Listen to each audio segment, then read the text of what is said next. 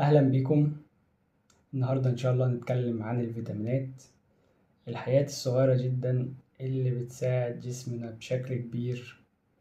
هنعرف إيه هي أهم الفيتامينات اللي ممكن يستفيد بيها الجسم، وبتيجي منين ومصادرها، وإيه المشاكل اللي ممكن تحصل لو حصل نقص في الفيتامينات دي. يلا نبدأ. يلا بينا. نبدأ بفيتامين A، وهو فيتامين مهم جدا للنظر، ومهم جدا للمناعة، ومهم برضو لصحة الجلد.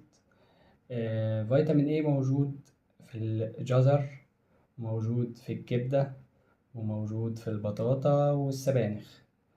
طب نقصه ممكن يعمل لي ايه؟ نقصه ممكن يعمل لي ضعف نظر خاصة بالليل، او ما يسمى بالنايت بلايندنس، وممكن يعمل لي مشاكل جلدية برضو، وبرضو ممكن يبقى ليه علاقة بالمناعة طبعا يعني.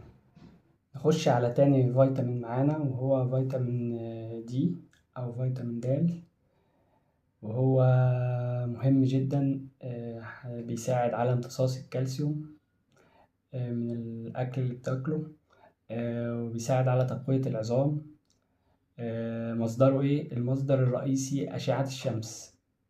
لذلك أنت تقدر تحصل عليه من خلال إنك تقعد نص ساعة في اليوم مثلا، لا إما بدري لا إما بعد الساعة 3، يعني على الساعة 7 الصبح كده مثلا، أو 8 الصبح. نص ساعة ربع ساعة، أو بعد الساعة 3 أو بعد العصر يعني. ده أفضل وقت تحصل عليه على فيتامين دي من أشعة الشمس.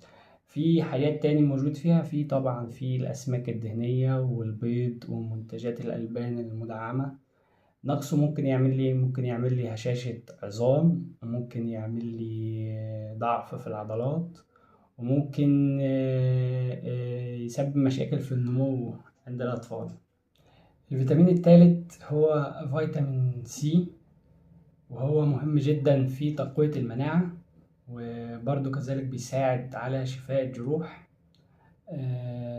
بنحصل عليه منين؟ موجود طبعا في البرتقال، موجود في الليمون، موجود في ايه تاني،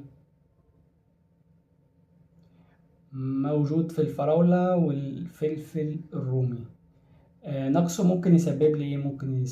ممكن يسبب لي ضعف في المناعة أكيد، نزيف في اللثة، وممكن يسبب لي تقرحات جلدية. ومعانا الفيتامين الرابع وآخر فيتامين هنتكلم عليه النهاردة، وهو فيتامين بي. هما في أكتر من كذا فيتامين في مجموعة فيتامينات بي، ولكن أهمها طبعا واللي معظمنا ممكن بيعاني من نقصه هو فيتامين بي 12 أو بي 12. فيتامين بي 12 ده موجود طبعا في اللحوم، موجود في الكبدة، موجود في البيض ومنتجات الألبان.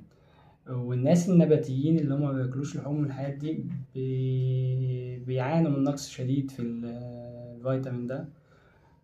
لذلك بياخدوا سبلمنتس أخرى، يعني حاجات جاهزة فيها فيتامين بي 12. المهم الفيتامين بي 12 ده مهم جدا في تكوين الدم، ومهم جدا للأعصاب. نقصه ممكن يعمل لي إيه؟ نقصه ممكن يعمل لي تنميل بالأطراف، أطرافك تنمل سواء الإيدين أو الرجلين. ممكن يعمل لي أنيميا، ودي منتشرة جدا. وممكن يعمل لي برضو ضعف في الذاكرة، وده برضو منتشر. ونصيحة ختامية، خليك متنوع في أكلك، كل جميع ألوان الفاكهة والخضار. ولو انت عندك أمراض مزمنة، أو سواء نظام أكلك نباتي، فاستشر طبيبك عن المكملات اللي تقدر تاخدها.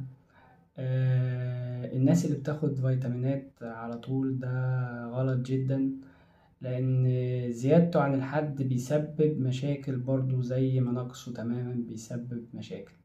وختاما شكرا لحسن متابعتكم. لو عجبتكم الحلقة شيروها مع الأشخاص اللي صحتهم تهمكم.